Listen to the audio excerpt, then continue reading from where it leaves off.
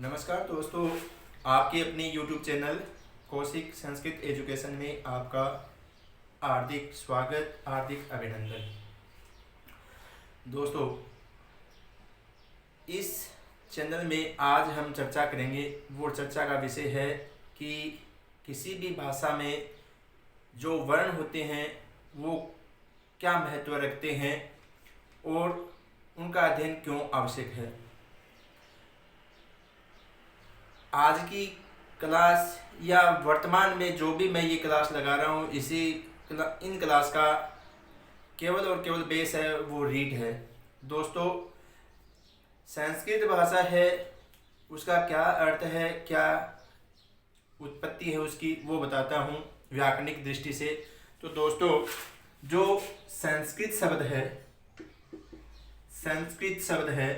इस संस्कृत शब्द के अंदर दोस्तों अपने सम उपसर्ग लगा है, क्री धातु है और तय प्रत्यय है। तो बताना चाहूँगा आपको कि ये जो तय प्रत्यय है इसका प्रयोग होता है वो भूतकाल के लिए होता है। किसके लिए होता है दोस्तों? भूतकाल के लिए। और भूतकाल का अर्थ होता है सम है, सम का अर्थ होता है सुंदर दोस्तों। और क्री है, क्री धातु है, क्री धातु का अर्थ होता है करना।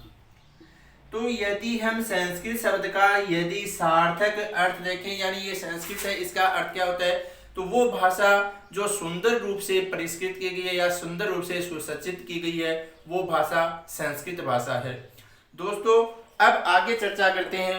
वो चर्चा है अपनी कि जब भी हम कोई भाषा सीखते हैं तो उस भाषा के अंदर सबसे पहले हम सीखेंगे उस भाषा की वर्णमाला। दोस्तों, वर्णमाला किसे कहते हैं?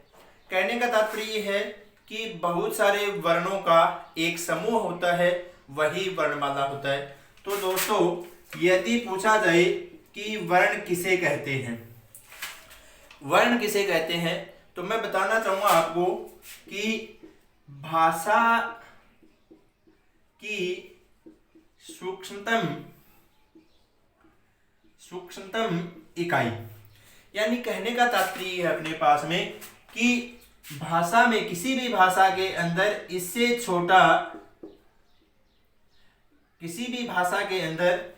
छोटा कोई भी इकाई नहीं होती, तो दोस्तों बताना चाहूंगा कि भाषा की सबसे जो सूक्ष्मतम इकाई होती है, यानी वो क्या होता है? वर्ण होता है। तो अब देखो, वर्ण कहते किसे हैं, तो वो तो अपने को समझ में आ गया कि भाषा की सबसे छोटी इकाई होती है, वही क्या होती है? वर्ण होती है। अब देखो, वर्णों के भेद क्या होते हैं। वर्णों के भेद के अंदर देखेंगे आप तो संस्कृत भाषा में वर्ण के दो भेद होते हैं, एक होता है स्वर और एक होता है व्यंजन। तो इन सभी का अध्ययन करेंगे हम। इन अध्ययन करने से पहले मैं आपको एक बार ले जाना चाहूंगा जो संस्कृत भाषा है उसकी व्याकरण कैसे बनी और उसका आधार क्या है। तो ऐसा माना जाता है कि संस्कृत भाषा है, वो संस्कृत भाषा की जो व्याकरण है, वो व्याकरण का जो आधार ग्रंथ है वो है अष्टाध्यायी। और इस अष्टाध्यायी की रचना किसने की, ये तो लगभग सभी जानते हैं। इस अष्टाध्यायी की रचना की थी, वो थे अपने पाणिनि। कौन थे? पाणिनि। तो ऐसा माना जाता है कि महर्षि पाणिनि ने एक बार भगवान शिव की आराधना की थी और आराधना में उसे आशीर्वाद स्वरूप कुछ वर्ण मिले थे। अब वो वर्ण है वो क्या थे? सूत्रों के अंदर बंधे हुए थे। इसलिए जो वर्ण थे वो सूत्रों में थे और भगवान शिव से प्राप्त होने के कारण उन सूत्रों को कहा जाता है माहेश्वर सूत्र।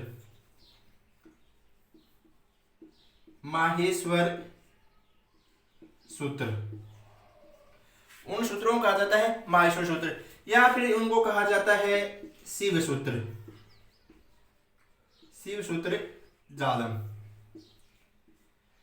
तो यानी ये 14 माहेश्वर सूत्र थे, संख्या थी इनकी 14 है, उनको बोलते हैं माहेश्वर सूत्र या शिव सूत्र जालम। ये देखो, अब ये आते किस काम में है? और कुछ नहीं है, ये केवल और केवल वर्णों का समूह है। कौन कौन से हैं वो लिखेंगे हम कि ऐसा माना जाता है कि भगवान शिव ने अपनी डमरू बजाई थी और उस डमरू से इन वर्णों की ध्वनि है वो पाणिनि को सुनाई दी थी। तो वो कौन कौन से तो बताना चाहूंगा दोस्तों मैं आपको। पहला है ऐ ऊण, दूसरा है रिल रिक, तीसरा है ए ओंग, चौथा है ऐ औच, पांचवा है वरट, छठा है लैंड, सातवां है ये मैं गए अणैनम,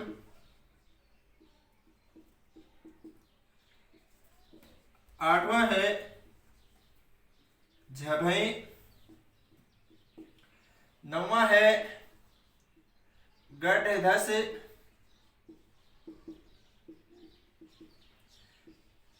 10वां है जब गढ़ दस, 11वां है ख फ छ ठ थ च ट त व, आगे है कपय, इससे आगे है स सर, और जो अंतिम है वो है हल। तो दोस्तों ये जो अपने पास में जो 14 माहेश्वर सूत्र है, तो ये 14 माहेश्वर सूत्र है कुछ नहीं है, ये केवल और केवल क्या है अपने पास में वर्णों का समूह है। यदि फिर भी आपको समझ में नहीं आ रही तो एक बार देख लेना कि देखो यहाँ पे अपने पास में सभी के सभी देखो ये अपने आप में क्या है, सभी के सभी स्वर है। मैं आगे बताऊंगा कैसे स्वर है या स्वरों की परिभाषा क्या है। इससे आगे देखो दोस्तों ये जो वर्ण है ये सभी के सभी क्या है, व्यंजन है। देखो स्टार्ट में यहाँ पे लिखा इसने है या वैर है, इसके बाद में प्रत्येक वर्ग का 5वां अक्षर ले रखा है, फिर चौथा अक्षर ले रखा है, फिर तीसरा ले रखा है, फिर दूसरा, पहला, इसी तरीके से केवल ले रखे। केवल और केवल ये जो 14 माहेश्वर सूत्र थे ये केवल और केवल अपने पास में क्या था, एक वर्णों का समूह था। ये क्यों बताया आपको, ये किस काम में आते हैं ये बताना चाहूंगा मैं आपको कि ये माहेश्वर सूत्र है वो काम क्या आते हैं। तो ये काम आते हैं, इनसे बनते हैं वो क्या बनते हैं, प्रत्याहार। क्या बनते हैं, प्रत्याहार। अब देखो प्रत्याहार के लिए एक सूत्र भी बनाया है। कभी कभार वो पूछ लेते हैं, वैसे तो ये जो सूत्र है वो रीड के अकॉर्डिंग तो इतना इंपॉर्टेंट नहीं है, फिर भी आपको ध्यान में रखना चाहिए कि यदि कोई पूछ भी दे कि प्रत्याहार जो संज्ञा विधायक सूत्र है वो कौन सा है, तो मैं आपको बताना चाहूंगा वो सूत्र अपने पास में आदि रंतेन संहिता, आदि रंतेन संहिता। ये जो सूत्र है ये क्या कहता है कि ये कहता है कि अपने पास में दो वर्णों का एक समूह होगा, एक आदि वाला और एक अंतिम वर्ण वाला। उनके बीच में जितने भी वर्ण होंगे वो एक प्रत्याहार कहलाएगा। अभी नहीं समझ पाए हो, फिर बता देता हूं। सूत्र कह रहा है कि आदि और अंतिम जो वर्णों का एक शब्द बना हुआ है, वो जो शब्द है वो क्या है, अपने आप में एक प्रत्याहार है। यदि फिर भी नहीं समझ में आ रहा, एक बार वापस बता देता हूं, कुछ भी नहीं है ये प्रत्याहार, केवल और केवल क्या है, ये दो वर्णों का समूह है। क्या है, दो वर्णों का समूह है। यानी कहने का तात्पर्य अपने पास में कि एक शब्द है, उस शब्द में कितने वर्ण है, दो वर्ण है। उसमें जो पहला वर्ण है वो तो अपने आप में पूरा वर्ण होगा, और जो दूसरा जो वर्ण होगा वो अपने आप में क्या होगा, हलंत वर्ण होगा, व्यंजन वर्ण होगा। तो बताना चाहूंगा जैसे अपने पास में कि अपने पास में शब्द लिखा हुआ होगा एच, शब्द लिखा हुआ होगा एच। अब देखो इसमें यानी कहने का तात्पर्य ये है कि ए और च के बीच में जितने भी अक्षर है वो सभी के सभी क्या है, एच है। लेकिन यहाँ पे ध्यान क्या रखना है कि प्रत्येक सूत्र में जो अंतिम हलंत वर्ण है, प्रत्येक सूत्र में जो अंतिम हलंत वर्ण है, उस अंतिम हलंत वर्ण की इत संज्ञा होती है। यानी सूत्र था अपने पास में हलंत्यम, हलंत्यम। यानी ये क्या कहता है कि जो भी अपने पास में अंतिम हलंत वर्ण है, उस अंतिम हलंत वर्ण की क्या होती है, इत संज्ञा होती है। और फिर इसके बाद में सूत्र लगता है तस्य लोप है। यानी ये कहता है अपने आप में कि जिसकी इत संज्ञा होती है उसका क्या हो जाता है, लोप हो जाता है। तो समझ गए होंगे दोस्तों। अब आगे चलते हैं। तो देखो ये है जैसे एच, तो कहने का तात्पर्य है कि एच है वो अपने आप में क्या है, एक प्रत्याहार है। तो अब एक तो हम सीधा लिखेंगे, एक ये देख लेंगे कि एच। तो अब एच में कौन कौन से बनाते हैं वो देखते हैं। देखो कौन कौन सा बन हो गया, एक हो गया अपने पास में ए, एक हो गया अपने पास में ई, एक हो गया अपने पास में उ, एक हो गया अपने पास में री, और एक अपने पास में हो गया ली, ए ओ आई औ। यानी कहने का तात्पर्य है अपने पास में ये जो वर्ण है, ण है, ग है, ग है, च है, तो ये वर्णों का काउंट नहीं करनी। अब देखना कितने वर्ण हो गए, ए ई उ री ली ए ओ आई औ। यानी कहने का तात्पर्य है अपने पास में कि जो अच प्रत्याहार है उस अच प्रत्याहार में अपने पास में कितने वर्ण हो गए, 9 वर्ण हो गए। तो दोस्तों बताना चाहूंगा कि इसी तरीके से और भी निकाल सकते हैं।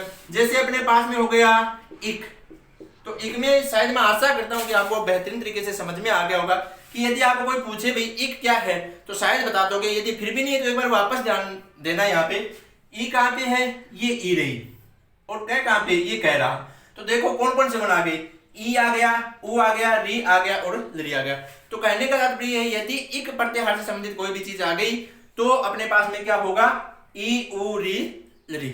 अब एक बात और बताना चाहूंगा, जैसे अपने पास में आ गया यण, कि यण प्रत्याहार यण में कौन कौन से बनाते हैं, तो निकालो कौन कौन से हो गया, य व र और ल। तो कहने का तात्पर्य है अपने पास में कि यदि यण लिखा हुआ है तो अपने को क्या समझना है, वहां पर अपने को समझना है कि य व र ल वो क्या है, यण है। इसी तरीके से यदि अपने पास में आ गया जस, तो समझ जाओगे शायद। अब तो निकाल दोगे कौन कौन से हो गए, ज ब ग ड और द। सह को नहीं गिनना है क्योंकि ये अपने आप में क्या है, हलंत वर्ण है।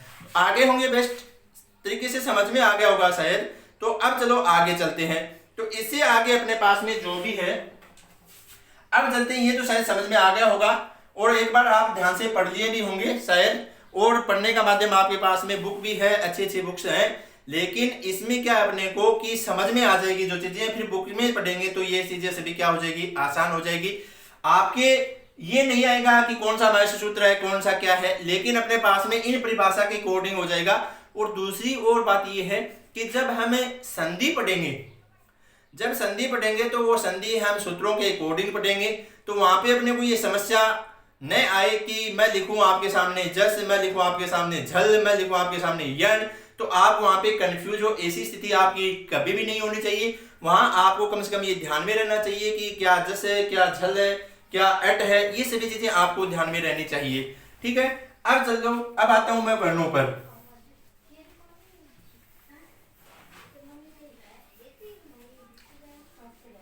दोस्तों वर्णों पे चलते हैं हम। वर्ण के कितने भेद बताइए आप लोगों को, वर्ण के भेद होते हैं वो होते हैं 2। वर्ण के कितने भेद होते हैं, वर्ण के 2 भेद होते हैं। कौन कौन से, एक होता है स्वर और दूसरा क्या होता है, व्यंजन। दोस्तों ये तो पूछ सकते हैं आपको कि वर्णों के कितने भेद हो सकते हैं, ये क्वेश्चन तो आपको आ सकता है। तो आपको ध्यान में रखना है कि वर्ण कितने होते हैं, 2 होते हैं।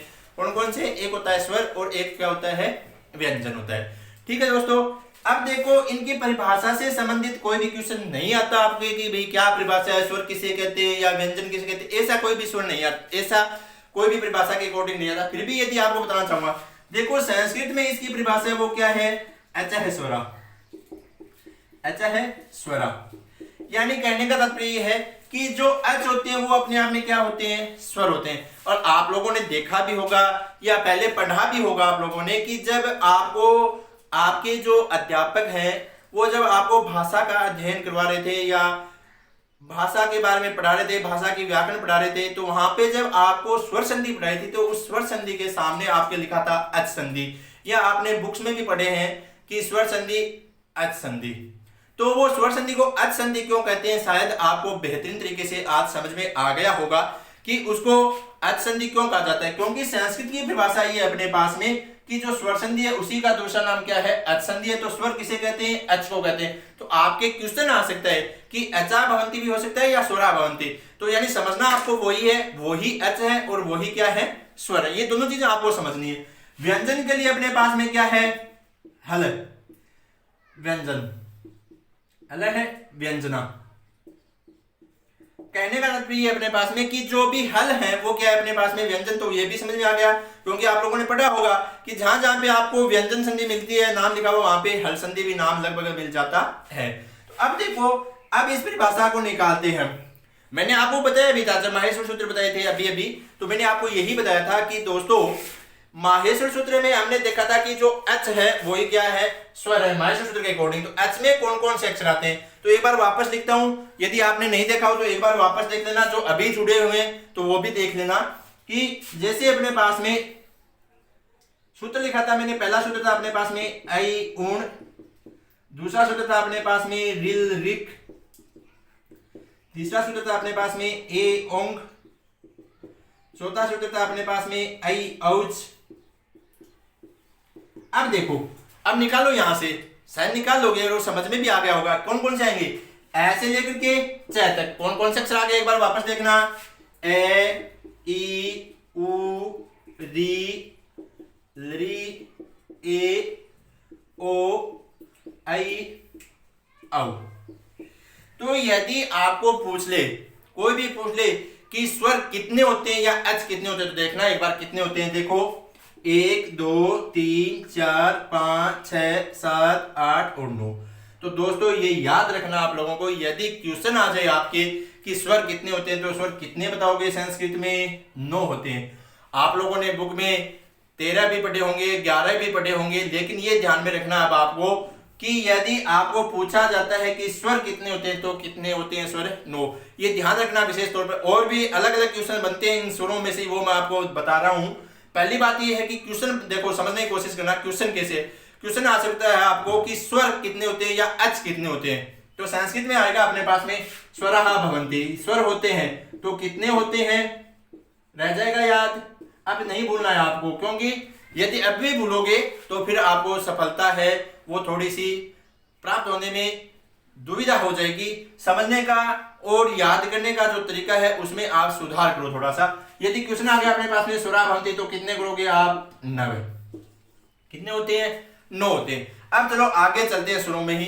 देखो स्वर है उनकी 3 संज्ञाएं होती है या 3 भेद होते हैं स्वर के, कौन कौन से होते हैं। देखो एक होता है अपने पास में ह्रस्व, एक होता है अपने पास में दीर्घ, और एक अपने पास में क्या होता है, प्लुत। ह्रस्व, दीर्घ और प्लुत शायद आप लोगों ने पढ़े हुए होंगे, आपके थोड़े बहुत तो देखे हुए होंगे। देखो ह्रस्व क्या होता है, दीर्घ क्या होता है और प्लुत क्या होता है। तो दोस्तों मैं आपको बताना चाहूंगा कि ह्रस्व होता है, यानी कहने का तात्पर्य यदि ह्रस्व स्वर वो किसे कहेंगे, ह्रस्व स्वर होता है वो क्या होता है अपने आप में एक मात्रिक। ह्रस्व स्वर क्या होता है, एक मात्रिक। दीर्घ स्वर क्या होता है, द्विमात्रिक। और प्लुत क्या होता है, त्रिमात्रिक। तो मन में ये शंका आपको जरूर होगी कि सर ये 2 चीज तो हमने पढ़ी थी कि एक ह्रस्व होता है एक दीर्घ होता है, लेकिन ये जो झंझट है ना ये अपने पास में सबसे पहले अब की बार ही आया, इतने दिन तक तो हमारे पास में सामने था ही नहीं। तो बताना चाहूंगा दोस्तों आपको कि एक मात्रिक यानी एक मात्रा वाला वर्ण होता है, द्विमात्रिक यानी 2 मात्राएं, और त्रिमात्रिक यानी कहने का तात्पर्य अपने पास में कोई भी जो स्वर होगा उस स्वर के आगे ये एक संख्या लिखी हुई होगी, वो क्या होगा अपने आप में क्या होगा, त्रिमात्रिक होगा। वो क्या होगा अपने पास में, त्रिमात्रिक। आगे दोस्तों समझ में। अब देखो अपने पास में कि ह्रस्व स्वर कौन कौन से होते हैं, दीर्घ स्वर क्या होते हैं, प्लुत स्वर कौन कौन से होते हैं, त्रिमात्रिक। तो देखो ह्रस्व स्वर में कौन कौन से आते हैं, एक होता है अपने पास में ए ई उ री लरी। तो दोस्तों यदि आपको कोई पूछ ले कि ह्रस्व स्वर कितने होते हैं तो बता दोगे आप शायद। क्वेश्चन देखना, पहला क्वेश्चन क्या था, स्वरा भवन्ति यानी स्वर होते हैं। दूसरा क्वेश्चन क्या हो सकता है यहाँ पे कि ह्रस्व स्वरा भवन्ति, तो ह्रस्व स्वर कितने होते हैं देख लो, आप समझ जाओगे शायद कितने होते हैं, 5। यानी कहने का तात्पर्य क्या हो गया अपने पास में 5। तो क्वेश्चन आ गया आपके पास में कि ह्रस्व स्वर कितने होते हैं तो कितने बताओगे, 5। केवल आपको समझना है लैंग्वेज क्वेश्चन की कुछ भी बन सकती है। देखो क्वेश्चन की लैंग्वेज पहले थी अपने पास में स्वर होते हैं, यहाँ पे अपने पास में लैंग्वेज वही स्वर का ही ज्ञान है कि स्वरा भवन्ति, तो स्वरा तो कितने हो गए 9, और ह्रस्व स्वरा भवन्ति तो कितने हो गए 5। और इसी का दूसरा नाम क्या भी आ सकता है, एक मात्रिक स्वरा भी पूछ सकते हैं। भाई एक मात्रिक स्वर कितने होते हैं तो भी बता दोगे कि एक मात्रिक स्वर वो कितने होते हैं, 5। यदि क्वेश्चन आ जाए अपने पास में कि मूल स्वर कितने होते हैं तो भी शायद मैं आशा करता हूं आप लोग बता दोगे कि मूल स्वर कितने होते हैं। मूल स्वर भी कितने होते हैं? 5 होते हैं। अब देखो दूसरा अपने पास में दीर्घ। दीर्घ यानी कहने का तात्पर्य ये था अपने पास में दीर्घ स्वर है वो क्या होते हैं? द्विमात्रिक होते हैं, यानी अपने आप में क्या होते हैं? वो बड़ा होते हैं। कौन कौन से होते हैं? इसका बड़ा क्या हो सकता है? आ। इसका बड़ा क्या हो सकता है? ई।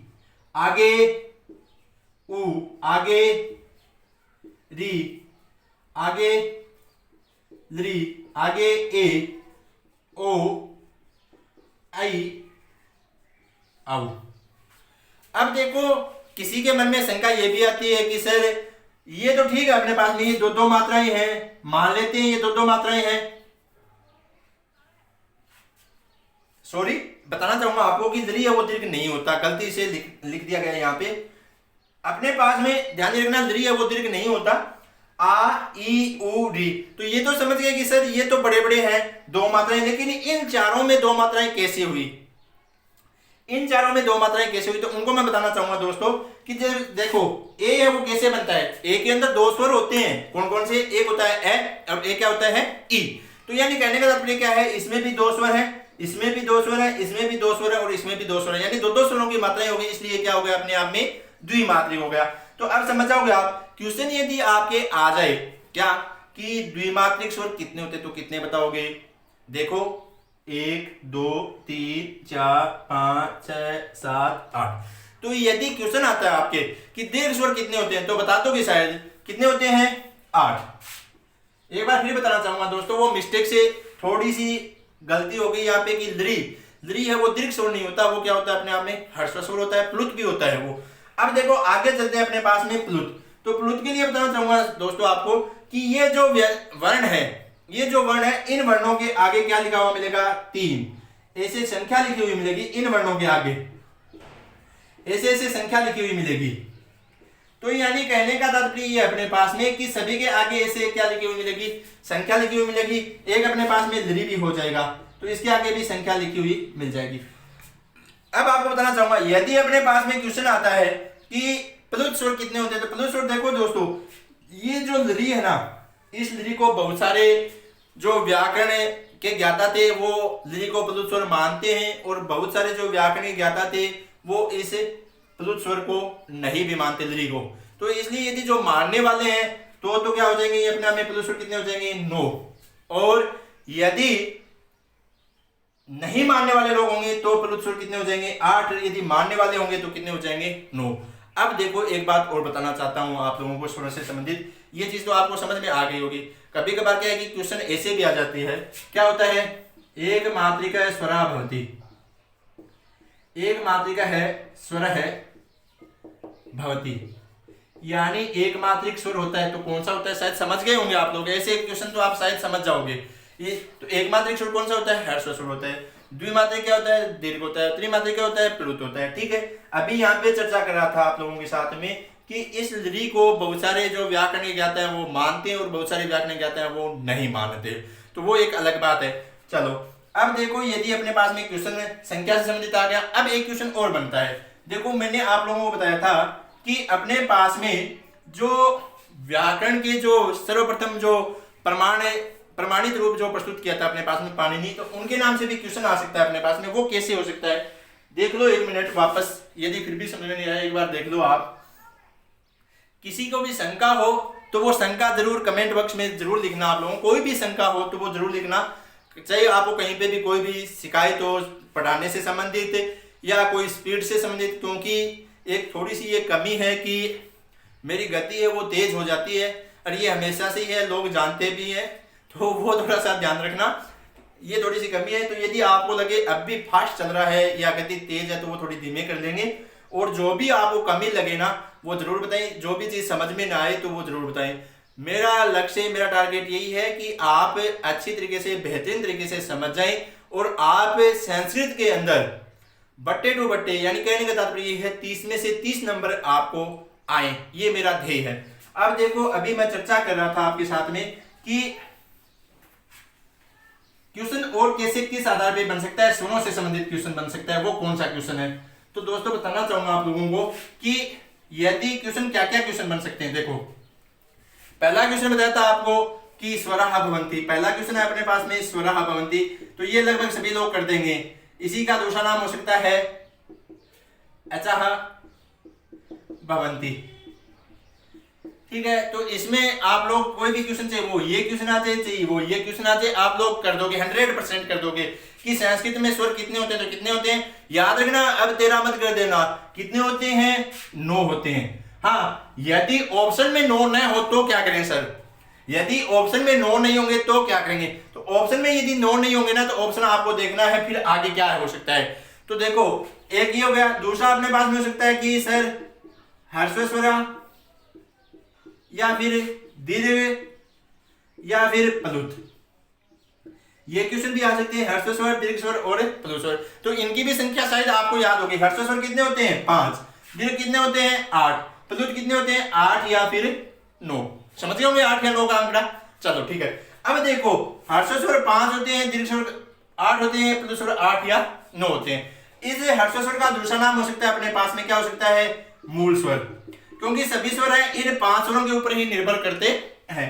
तो मूल स्वर है वो कितने होते हैं, 5 होते हैं। ठीक है, इनका दूसरा नाम भी आपको याद रह जाएगा, समझ में आ गया होगा, एकमात्रिक, द्विमात्रिक और त्रिमात्रिक, अच्छी तरीके से समझ में आ गया होगा।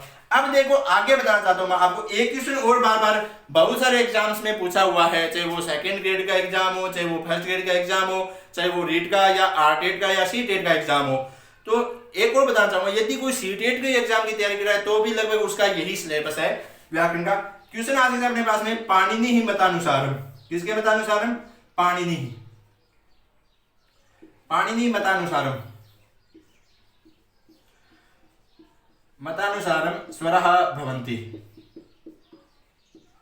पाणिनि मतानुसारम स्वरः भवन्ति। तो दोस्तों अब यहाँ पे ये देखना कि पाणिनि के मत के अनुसार स्वर कितने होते हैं। अब ये क्वेश्चन पूछा है, तो अब यहाँ पे क्या होगा, देखो 5, 8 और 9 इनको जोड़ करके बताने हैं। तो ये हो गए अपने पास में कितने हो गए, यदि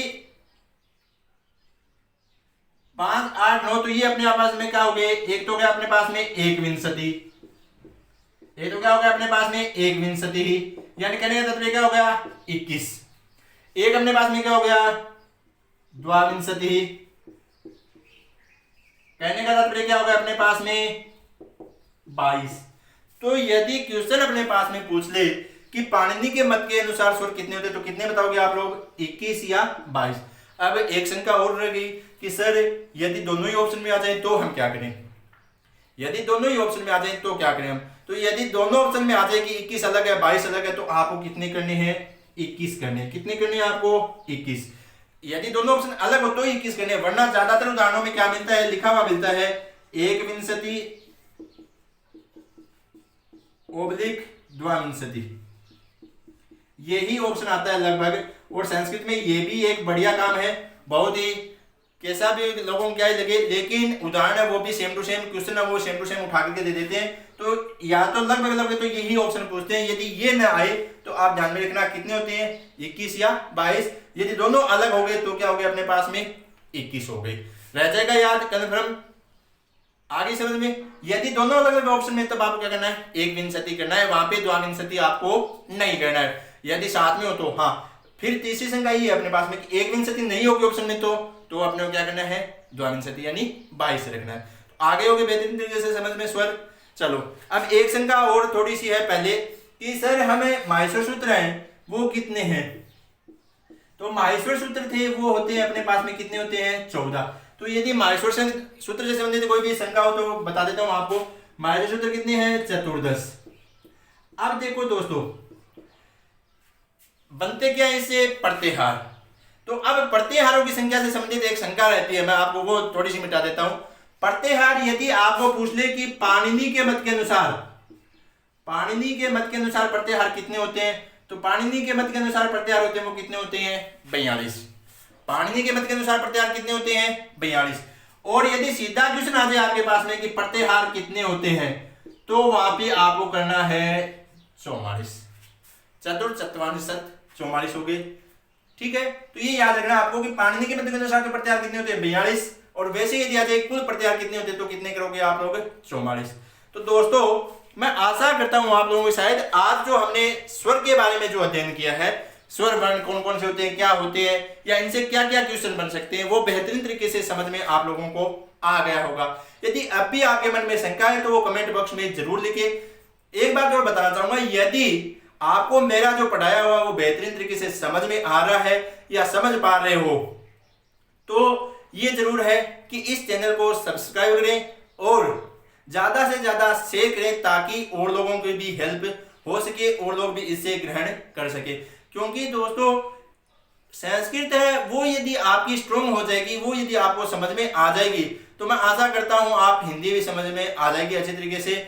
बहुत सारे लोगों की शिकायत ये रहती है कि सर हमारी संस्कृत है वो समझ में नहीं आती, तो मैं बताना चाहूंगा कि एक बार इस चैनल को आप इन वीडियो को जरूर देखें, आपको जरूर समझ में आएगी। ये मेरे मन है या मेरे जो अंतरात्मा है वो ये आवाज दे रहा है कि आपको बेहतरीन तरीके से समझ में आ जाएगा।